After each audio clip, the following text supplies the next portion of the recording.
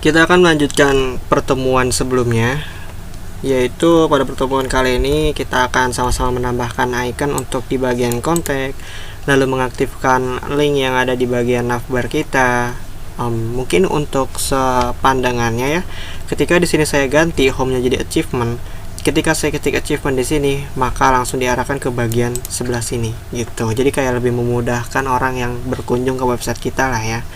Oke, langsung saja untuk dapat menambahkan icon-iconnya. Di sini saya menggunakan icon dari font OISM 5. Nah, yang kayak gini kalian bisa akses alamatnya di sini. Oke. Jadi untuk menggunakan icon-icon yang ada di font OISM, kita harus membuat jembatannya terlebih dahulu. Nah, di sini kalian bisa akses alamatnya cdnjs.com ya, libraries font OISM. Jadi CDN ini fungsinya adalah untuk jembatan ya, supaya HTML kita tuh bisa terkoneksi dengan font OISM ataupun library online lainnya.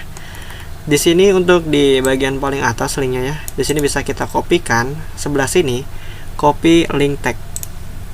Nah, kalau sudah kita kembali ke code editor kita, di bagian head kita copy, kita paste di sebelah sini, seperti ini.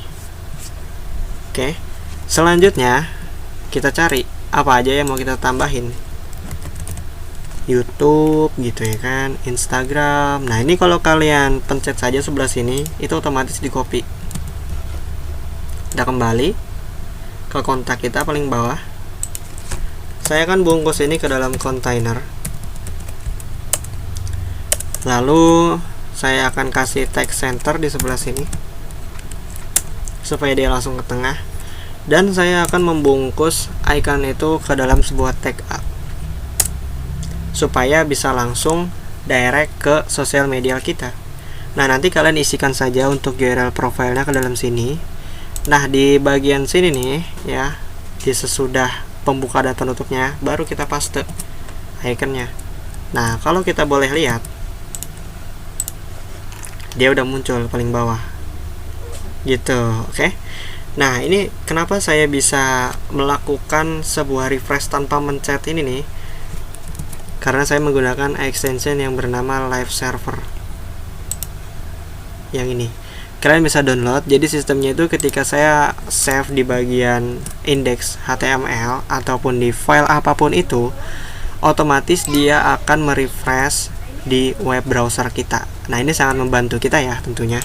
Kalian bisa download extension itu untuk menunjang kinerja kita. Oke. Selanjutnya saya akan contohkan satu lagi ya. Instagram. Kita pencet di sini, kita ketuk. Nah, di sini kita ubah saja ikonnya seperti ini.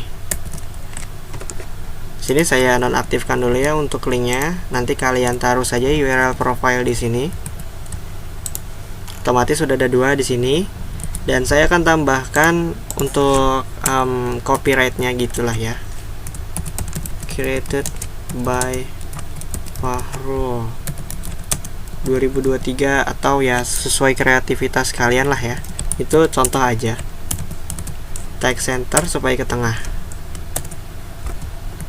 Oke, kita bisa lihat di sebelah sini sudah ada. Nah, ini jangan khawatir jika ungunya ini kelebihan, karena kita akan memperbaikinya.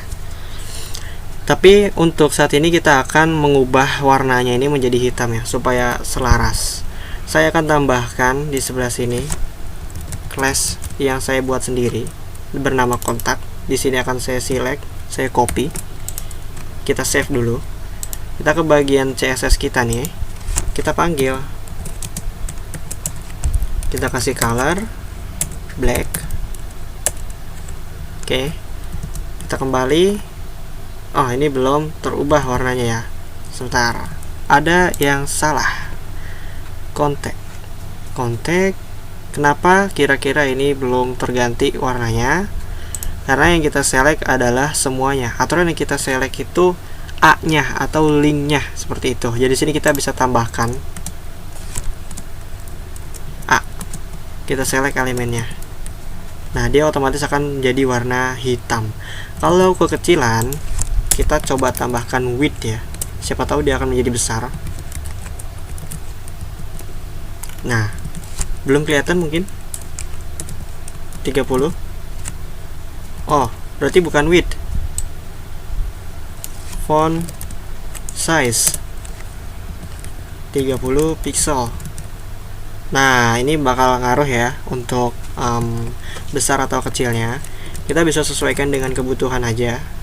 Nah, menurut saya segini cukup lah ya. Nah, ini terus gimana nih? Kok ini bisa limit kayak gini sih warna ungunya dari warna putihnya? Kita bisa kasih lebihan aja ya di bagian sininya nih. Coba kita kasih padding bottom. Apakah dia akan menutup si warna ungunya? Ya, sudah tertutup ya warna ungunya. Kita kasih padding bottom. Kalau semisal teks ini terlalu ke bawah, terlalu dekat dengan ikonnya, kita bisa edit. Kasih padding bottom. Untuk value atau nilai angkanya ini sesuaikan dengan kebutuhan aja ya. Nah, ini kayaknya belum terlalu berubah ya.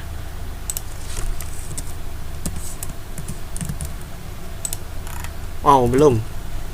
Oke, di sini saya hapus, berarti taruhnya bukan di sini. Untuk main CSS, kita memang perlu otak-atik banyak hal ya. Kita juga bisa taruh di sini sebuah class baru bernama semisal watermark.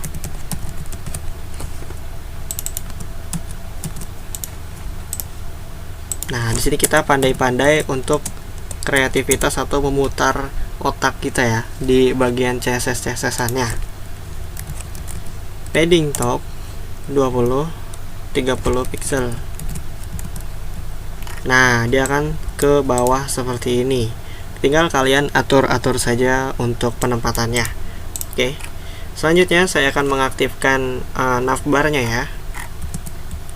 Kita kembali ke HTML kita. Kita pergi ke bagian paling atas yaitu nav. Nah, sebelah sini navbar. Ini kan saya ganti menjadi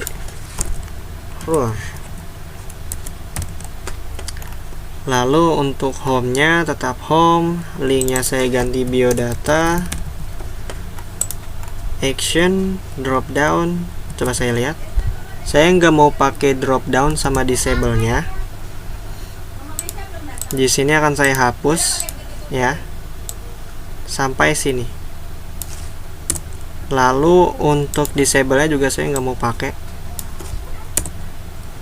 Oke, dan untuk aktifnya di sini saya hapus class-nya. Kita bisa lihat. Nah, otomatis sudah jadi kayak gini, jadi lebih clean ya, jadi lebih bersih. Saya akan tambahkan yang lainnya seperti achievement dan juga kontak.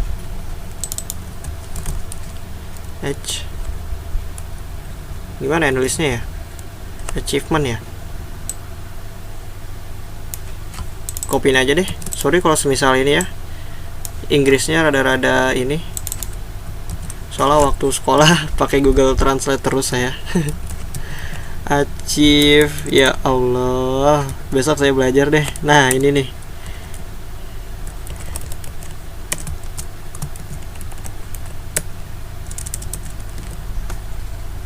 Lalu kontak. Nah, sudah muncul semua. Gimana caranya kita ngedirect? Ketika kita pencet kontak, dia langsung ke bagian kontak paling bawah. Di sini kita tambahkan di href-nya ya, kontak, pagar, kontak. Fungsi pagar ini adalah untuk mengambil ID dari sebuah elemen. Maka di kontak sebelah sini sectionnya kita kasih ID kontak. Dia malah ke bawah. Nah, kita save, kita lihat ya. Ketika saya pencet, otomatis ke bawah. Yoi, udah jadi nih. Tinggal kita tambahin aja di setiap elemennya. Home ya udah biarin home gini aja. Biodata, achievement juga. Lalu kita ganti satu persatu. Di section biodata bisa kita kasih ID Lalu kita tambahkan lagi ke achievement section ID. Pastikan ini sama dengan yang di navbar itu ya, di href. Terakhir di bagian contact ID contact. Oke, kita boleh save. Kita lihat di sini kalau saya pencet contact, dia bakal langsung ke contact. Kalau pencet home paling atas, biodata, achievement. Tapi ini kan kalau pencet achievement kayak kepotong gitu ya. Di sini kita perbaiki di bagian CSS-nya. Kita akan panggil achievement-nya di sini. Kita select ya. Nah, kita select section-nya. Achievement. Kita taruh di sini, kita panggil kelasnya. Kita kasih padding. Seperti ini. Jadi kalau semisal kita cari achievement, dia otomatis udah bener nih achievement. Nah, tapi ini biodatanya masih ketutup. Caranya sama. Ke biodata, ini kita boleh copy aja biar cepat. Nah, terus kita paste di sebelah sini. Oke. Kita boleh paste. Nah, ini otomatis dia akan udah bener. Oke, nah ini jadi lebih bagus ya, website kita udah, kalau kita pencet-pencet ini udah sesuai. Nah, gitulah ya. Oke, selanjutnya ini kan masih berantakan ya kalau kita lihat di mobile view. Di sini saya pakai extension dari Google ya, Chrome, yaitu namanya mobile view. Kalian bisa download sendiri. Nah, di sini kan masih berantakan banget nih. Masa 3 ngejajar gini? Kita akan perbaiki menjadi ke bawah. Oke. Di sini akan saya perkecil untuk layarnya. Nah, seperti ini. Saya akan bagi ini dengan Visual Studio supaya settingnya lebih mudah. Nah, seperti ini. Oke. Kita atur saja. Saya akan tambahkan beberapa class yang dari Bootstrap untuk mengatur responsibilitas dari website kita. Sini kita kembali ke index.html. Lalu akan saya atur pertama adalah biodatanya. Kita sekarang pergi ke biodata. Nah, sebelah sini ya. Di sini akan saya atur menjadi satu baris, enggak jajar 3 begini ya. Lalu di bagian call ini akan saya kasih SM. SM ini adalah sebuah class ya, call SM. Column SM itu untuk responsif dari Bootstrap. Oke. Sini juga kita kasih SM. Lalu di bagian, nah sini juga kita kasih SM. Jadi kalau kita save, nah dia otomatis akan ke bawah seperti ini. Oke, di sini bisa kalian atur aja. Kalau misalnya ini terlalu mepet, tinggal kalian setting. Settingnya di mana? Kita pergi ke biodatanya ya. Di row pun bisa kalian setting. Contoh nih ya, saya contohin. Balik ke app CSS-nya lagi ya. Biodata. Di sini kita panggil row-nya. Nah, di row-nya ini kita panggil untuk padding. Padding ini atas bawah ya. Jadi di sini dia tuh punya beberapa value ya. Nah, 0px yang pertama ini adalah untuk mengatur atas dan bawah. Nah, 10px yang ada kedua di sini untuk mengatur kanan kiri. Jadi kalau saya save, dia akan kayak gini nih. Atas bawahnya tetap, tapi kanan kirinya jadi ada ruang. Saya tambah lagi. Nah, jadi kalian bisa atur menggunakan CSS seperti ini propertinya. Oke, saya lanjut. Saya rasa di bagian biodata juga sudah ya. Sudah bisa dipencet juga. Ini navbar yang udah bisa dipencet. Saya mau ke achievement. Nah, achievement di sini kan kayak masih nggak ke tengah gitu ya. Di sini kita masuk ke bagian achievement. Nah, sebelah sini di bagian card-nya supaya ke tengah, kita kasih class lagi dari Bootstrap yaitu mx auto. Nah, kalau kita save, dia otomatis ke tengah. Gitu ya. Di sini bisa kita copy aja untuk class-nya, kita taruh di setiap card-nya.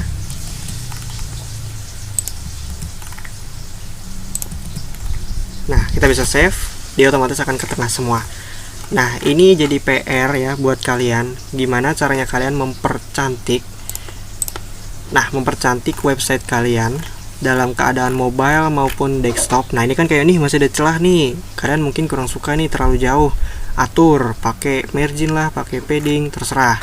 Terus yang ini masih kejauhan nih, atur, pakai padding, pakai margin, silakan. Sesuaikan dengan pengembangan kreativitas kalian. Jadi jangan begitu terpaku dengan tutorial, tapi kembangkanlah kreativitas dan logika pemrograman kita. Oke, nah ini juga udah saya buatkan untuk templatingnya, kalian bisa tinggal kembangkan. Dan untuk websitenya yang ini nih, profilnya akan saya upload di GitHub saya, yaitu GitHub saya yang ini nih.